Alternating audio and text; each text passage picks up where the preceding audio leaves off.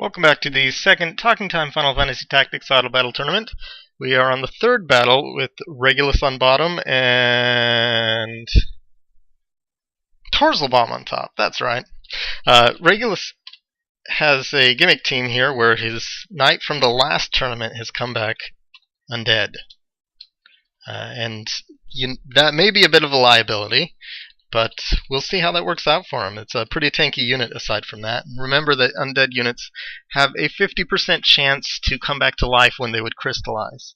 His other unit is a monk with math skill, continuing the tradition of physical units with math skill.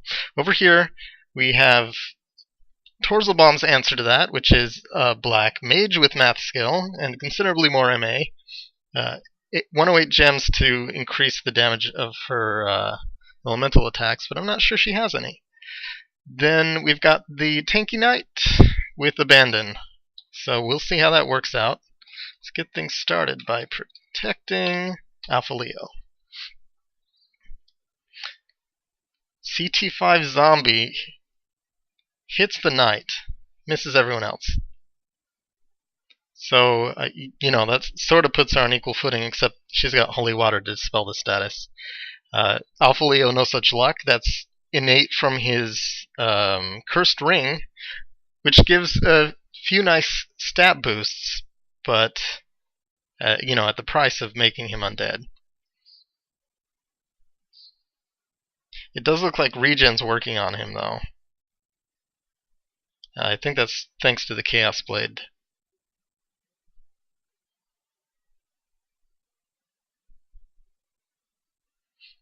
Bit of posturing from both teams here.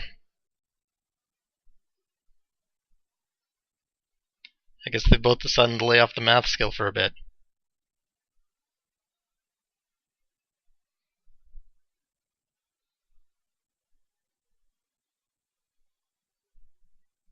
Which is funny because you'd think that that the wizard would be all over casting cure spells. Oh, you know what? It's probably just because of Doubt Faith.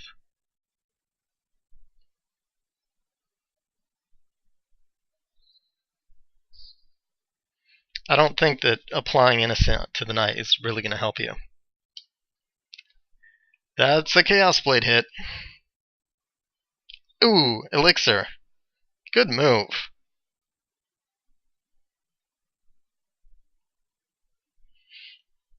And that Phoenix down is going to make this an uphill battle for Regulus' team.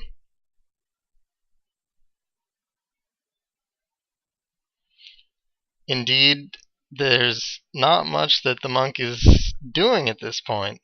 Which is too bad, because this is a monk with two swords. She could potentially be doing a lot there. Breaking that ribbon is not going to do good things for her. MP Switch catches the flare, and Doubt Faith fails this time. The knight is about to crystallize. We'll see if he revives instead.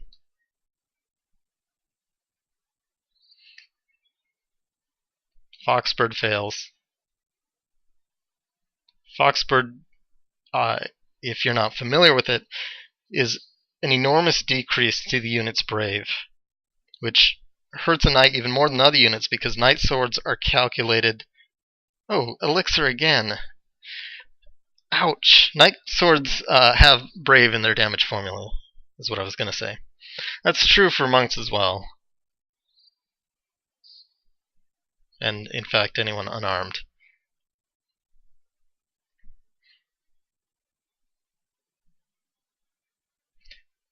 Although, now that I notice, Torzelbaum's knight actually has blood sword, which is not a knight sword. Good attack! But that is just getting soaked up by those elixirs, isn't it?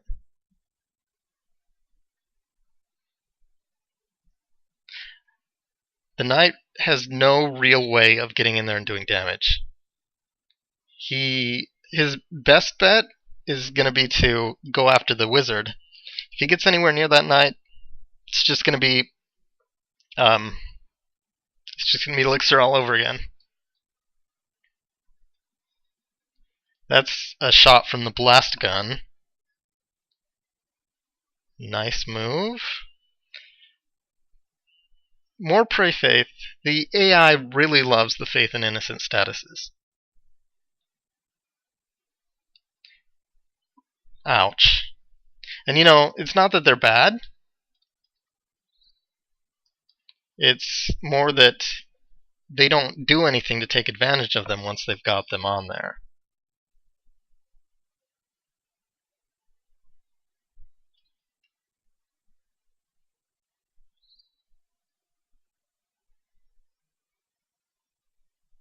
Nice. She takes advantage of the innocent status on her teammate to launch a flare at both units.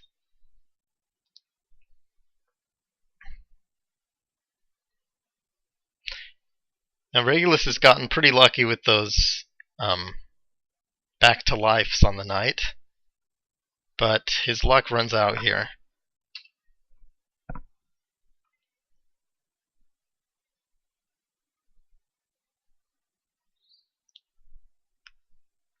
Meanwhile, his monk is just still going for those status effects.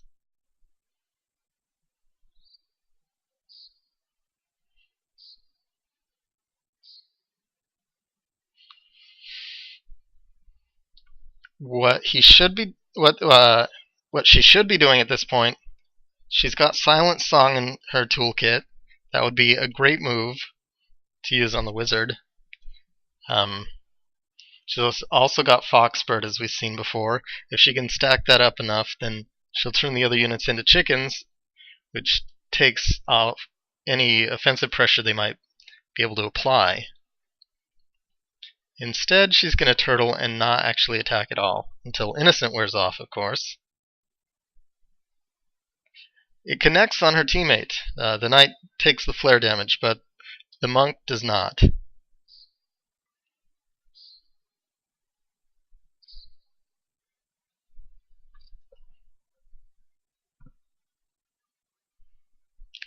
Disappointingly, the AI seems to forget that it's controlling a powerful physical attacker and not just someone with math skill.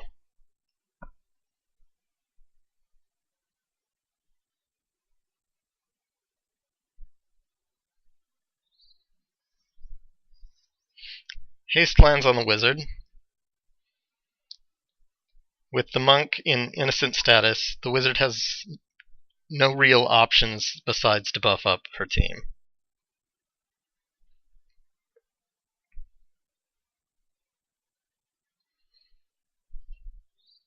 Now, one of the calculate options is height. You can calculate based on the vertical position of a unit. But with this terrain, most of it's slanted, which means you can't actually use that parameter. Any half values don't work for the purposes of calculating height. Good attack from the monk. It looks like she's just going to retreat so that the knight can come in and pull another revive, but then again, the knight does not seem to be too aggressive with that. So they're both kind of just at a standoff here.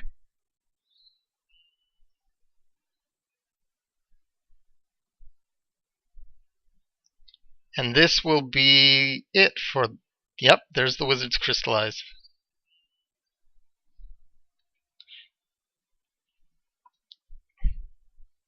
Now, it's going to be a tough sell on this knight. She's got elixirs to burn. She's got the blood sword if that doesn't work. And meanwhile, the monk is in no hurry to deal any damage herself.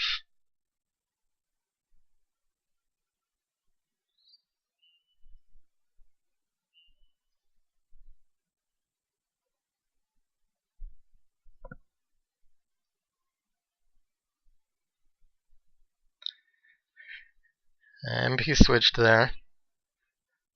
Knight's undead. That'll last a turn.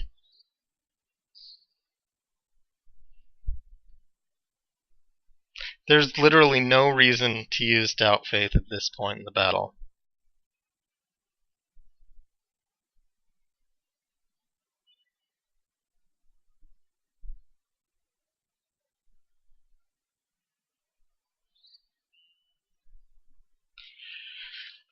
If you're curious, her punch art skill set consists of Chakra, Stigma Magic, and Revive.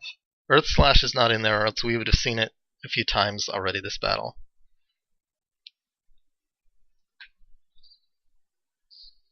She's right in front of you, so what do? Doubt Faith.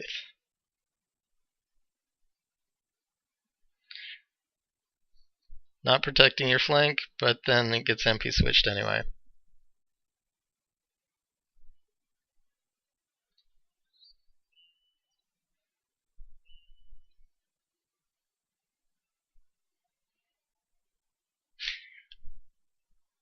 If I had to guess, I'd say that the AI considers Faith status a buff and Innocent a strict debuff. That's why we're seeing a lot of attacking the other guy with Innocent and applying Faith on yourself. Because the AI doesn't really care what the effects are of those debuffs, just that it can put them on the other guy.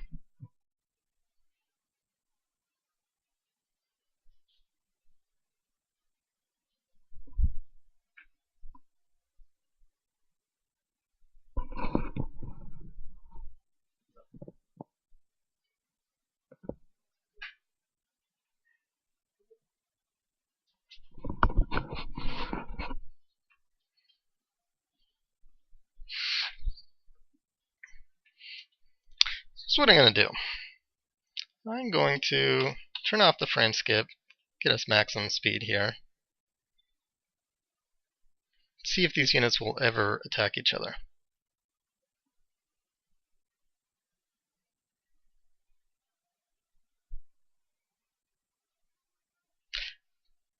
Passed 2 or 3 times in a row there, 2 more times.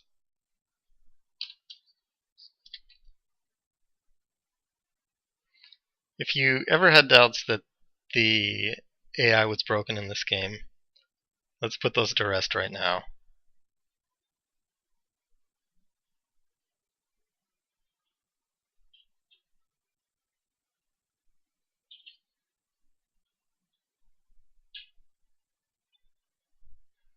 Sheesh.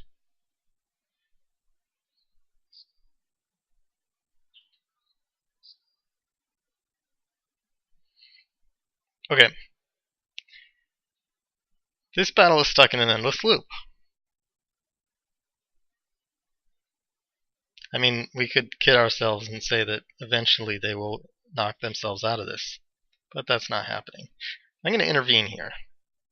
And what I'm going to do specifically is to change the AI of these units to fight for life.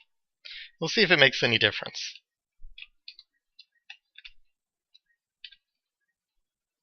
Oh, here we go. I like it better already.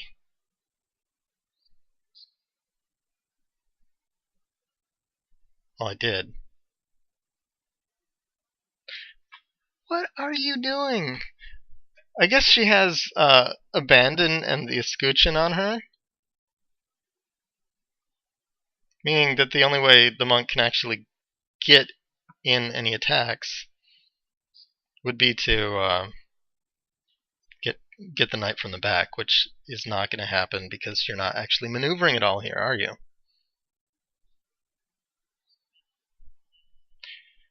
Now, inevitably what's going to happen is that the knight will get in enough lucky hits like that the monk will resort to a chakra or two and just lather, rinse, repeat. But at least this is better than when they were on their default AI.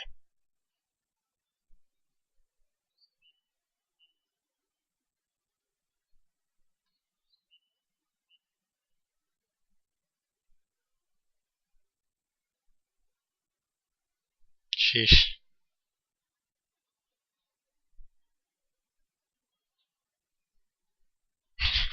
She's just sitting there and taking it.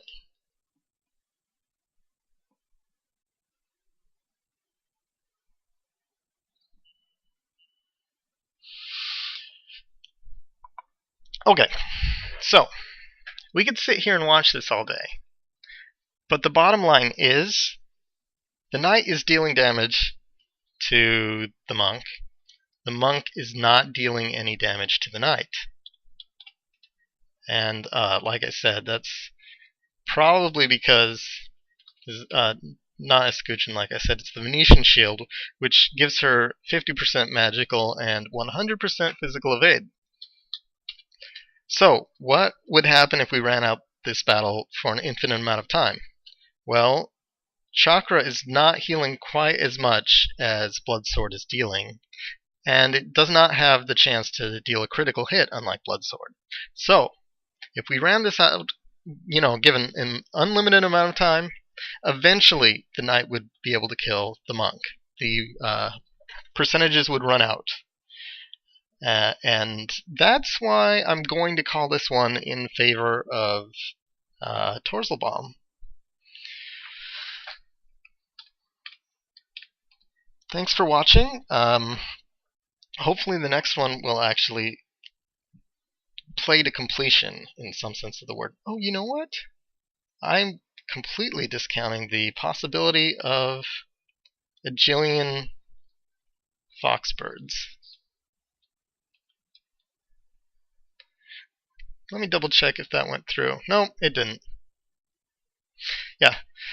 So, sorry, Regulus, but I'm going to have to call this one in favor of Torzelbaum.